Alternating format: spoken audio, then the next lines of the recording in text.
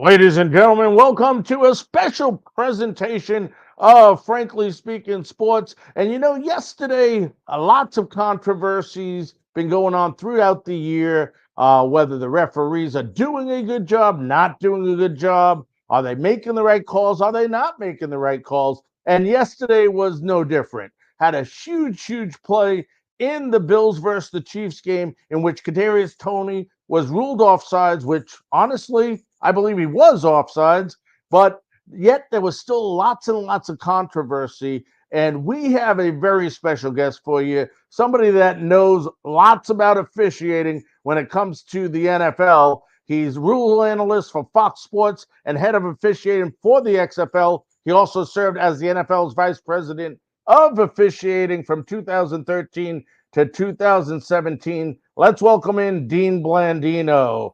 Dean, how you doing today, buddy? I'm doing really well. Thanks for having me on. Thanks for coming on, especially on such short notice. Dean, before we get to the play, I want to make sure that our listeners understand the clear definition of what onsides is for an offensive side of the football. A lot of people think it's simple, it's not complicated, and in retrospect, it really isn't. But just so they understand, where are these individuals, linemen, receivers, supposed to be set up? It, Otherwise, the refs will call it offsides. Sure. So the neutral zone is basically the football, right? It's the length of the football. And the only player from either team that can be over the ball, breaking the plane of the football, is the snapper. So the center, they obviously have their hand on the ball. Their other hand could be breaking the plane. Everybody else has to be on their side of the ball. And then when you talk about receivers, eligible receivers, right? There's a limit in terms of who can be on the line of scrimmage, off the line of scrimmage. You have to make sure that you're aligned properly there. So I think that's the key when you talk about the football being the neutral zone. And as I looked at it, Kadarius Toney was clearly in the neutral zone. He was covering up the football. That live shot, you couldn't even see it because Toney was in the neutral zone breaking that plane. And if he's in that neutral zone at the snap, it's a foul. And so to me, it was clearly a foul. And the officials cannot ignore an obvious foul in a situation like that. I'm showing the picture for our listeners and our viewers right now. And I've seen the same thing you're seeing, Dean. I look at this picture and you can tell that his front foot is clearly if you look at his front foot, it's at the hash mark, where if you look at the ball is behind the hash mark. So my question to you, you obviously believe that they got the call right. I believe they got the call right. Why are so many people questioning the call when it's obvious to you, obvious to me? I just don't understand why it's such a controversy when it seems like it's simple. I think what happened, it was a kind of a combination of things.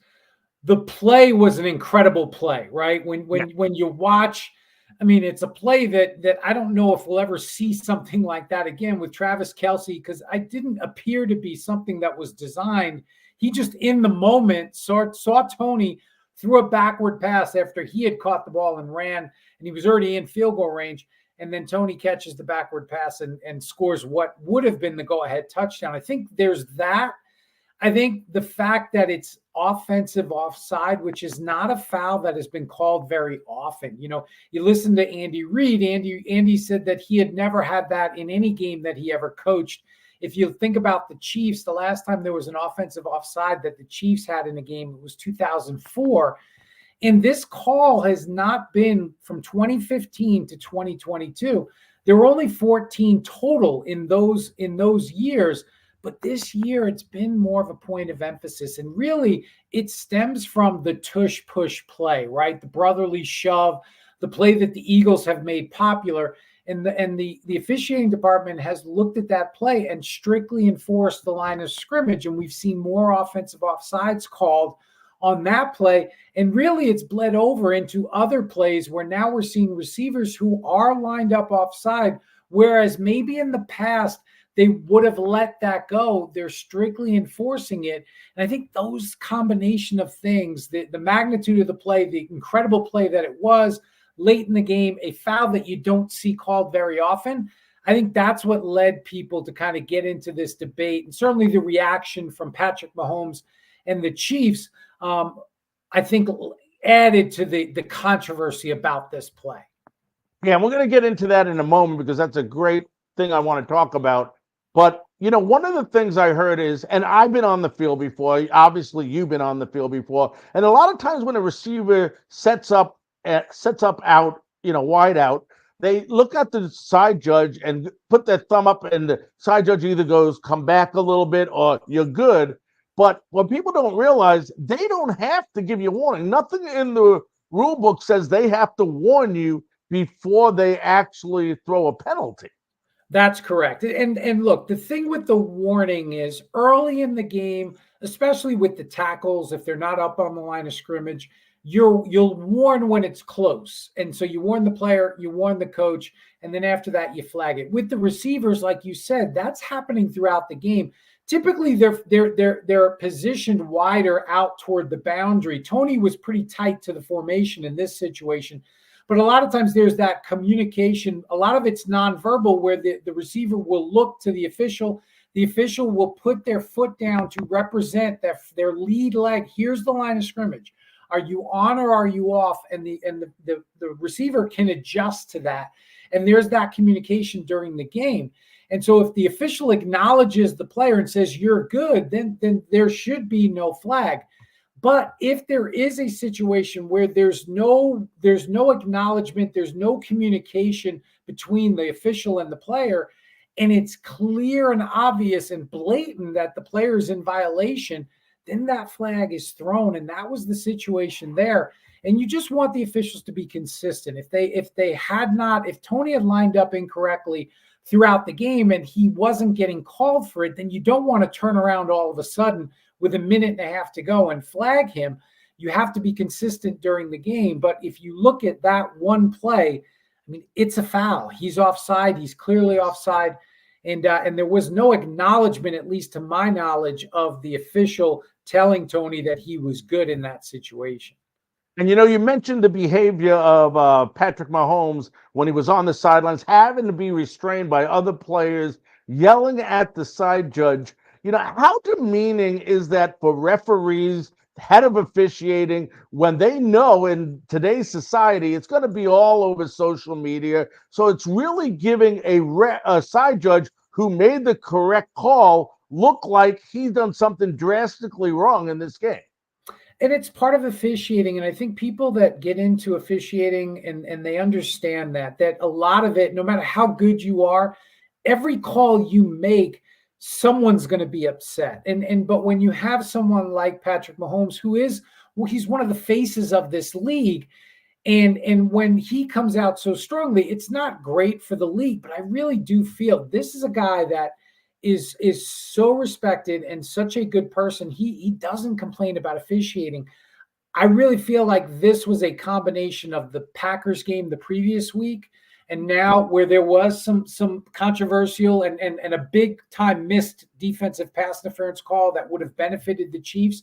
I think that combined with the frustration on such a big play in this Bills game, I think that just boiled over. And we're all human, and the emotions got the best of him. And I think that's part of it. And with the officials, they understand that. They have thick skin. You don't last very long in officiating if you don't have thick skin. And I'm sure the league will look into it. And with that public criticism of the officiating, I'm sure there'll be some form of discipline for the Chiefs, Mahomes, whoever it may be. But I do think it was just emotional, and I think it was building up, and I think it got the best of him in that moment. All year long they've been questioning. People has been criticizing the refs. I mean, you hear it, and it's not just this year. They do it every year. I mean, I don't think there's many more penalties if you look at the percentage of flags thrown this year, that much different than last year. That's just from what I remember. I don't know statistically. Sure. But my question to you is, technology has changed over the years. I mean, everyone knows that. Do you think that nowadays refs are not necessarily, in the old days, and I don't want to sound like an old man. I know we're about the same age, you and I. But it was they made a decision, and bam, it was over with. Nowadays, it seems like some of these refs, and I'm not on the field, you deal with these guys, but the question is, are they relying, not making what they consider 100% definite calls because they know they can rely on technology? There's no question that is a factor. And I think what we're seeing, because like you said, before instant replay, the officials, that was it. You had to make a call, be decisive, rule on what you see. And there was no second guess. There was no opportunity to fix it or look at it again with video. Today, the way replay works, there are certain situations where if you rule it one way, replay can correct it. If you rule it a different way, replay can't correct it. So that's in the back of the officials' minds. Whenever they get together on a close play, now we seem to go toward the ruling that is going to allow the best opportunity for replay to correct it, which isn't necessarily a bad thing when you think of it on the surface. But what it does, it continues to defer the decision-making responsibility that the on-field official has. You start to defer to replay. You start to defer to that person with the video, and you're less decisive. You're not making the calls that you would have made prior to replay. And I think that hurts the game. And I think the officials, in some instances, are relying too much on the technology, and they're not focusing on the basic mechanics and the things that they have done for so long, so well, that has gotten them to this point. They're kind of getting away from that. I think that's the downside to some of this technology. The last couple questions, we'll let you run, Dean. We know you're busy. In Major League Baseball, for example, umpires are graded. They're graded by how many correct calls they get, how many incorrect calls. Some do real good, some don't do real well. Is there a grading system in the NFL for referees on how many correct calls versus non-calls? I mean, do they go back, the head of officiating or his staff go back and look at every single play and see if and grade or how do they hold these refs accountable is what I'm asking. That's exactly what they do. There's an evaluation process, and there's former on-field officials that are responsible for evaluating each game. So each crew will get that evaluation. They evaluate their own performance. They'll go through the game. They'll go through the TV copy, the coach's copy, and they'll evaluate their own performance. And then the evaluator, who is that former official, will also go through the game, look at all the calls that were made, look at every play, identify calls that should have been made, make notes on positioning, on mechanics, and the officials will receive that feedback. And then that evaluation report for each crew and each individual official, that accumulates during the season. And so your postseason assignments will depend on those evaluations, and whether you stay in the league will depend on those evaluations. So the officials that grade out well, they get the postseason assignments. They continue to be a part of the NFL. The ones that don't grade out well don't get the assignments, and eventually they may get let go. So they're definitely held accountable, and that process takes place every week, and it's every call, not just the calls that are made. It's every play, and it's a very comprehensive system. Now, you're the head of officiating for the XFL. I got to get those letters out right. Is there any talk between the NFL and other leagues, like maybe the XFL, the refs are doing something different than what the NFL is doing? Is there any communication to try to learn from the XFL of some of these European leagues, whatever, Canadian football, so that maybe they can make the game better from a ref standpoint? There is. In spring football, XFL, USFL have great relationships with the NFL and looking at things and testing things. And I think the XFL, you think about the XFL kickoff, the NFL has looked at that and had a lot of conversations with the competition committee about that being a potential alternative if they were going to make a change from the traditional kickoff. So there's a lot of collaboration. And I think the spring football leagues are a great opportunity for not just players and coaches and officials to continue to get better, but to try different rules and to try different things, with the access to the on-field officials and being able to listen into their conversations or watch the replay process and listen to that on the broadcast. So There's a lot of good collaboration. I think there's good things that all of the leagues can kind of take from each other and learn from. And my last question, my friend, and it's just an opinion, of course, on a scale from 1 to 10, how do you think the NFL is doing from from a refereeing standpoint, and what, if anything, do you think they can do better?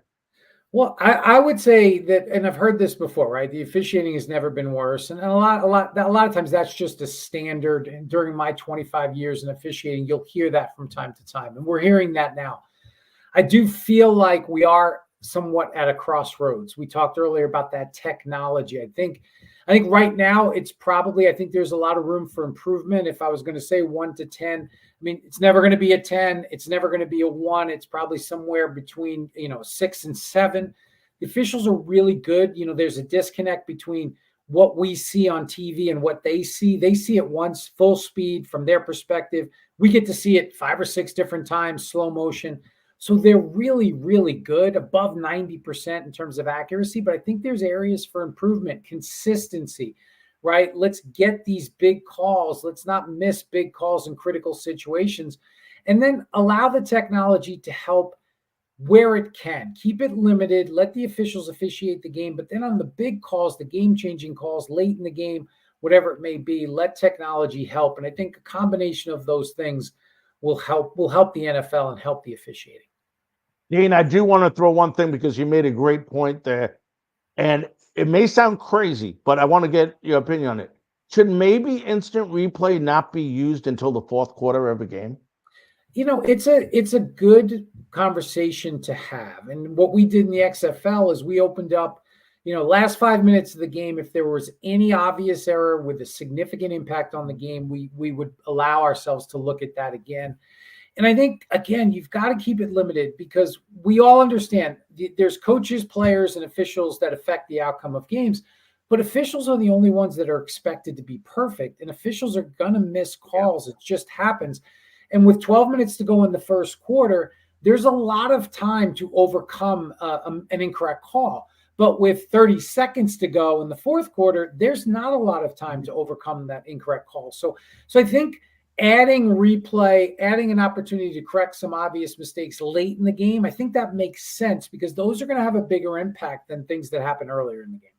Absolutely. Well, listen, my friend, we're always happy to have you on this show. You know that. Want to thank you very much taking what I know is a busy day for you, taking the time to join us here. Of course, Larry. Thanks for having me. All right, my friend. Have a great night, and thanks again. Happy holidays. You too. Happy holidays. All right, that was the great Dean Blandino, rules analyst for Fox Sports and head of officiating for the XFL. He served in the NFL as the vice president of officiating from 2013 to 2017. Want to thank you all for tuning in. And this is Larry Frank signing off on another special episode of Frankly Speaking Sports Interview.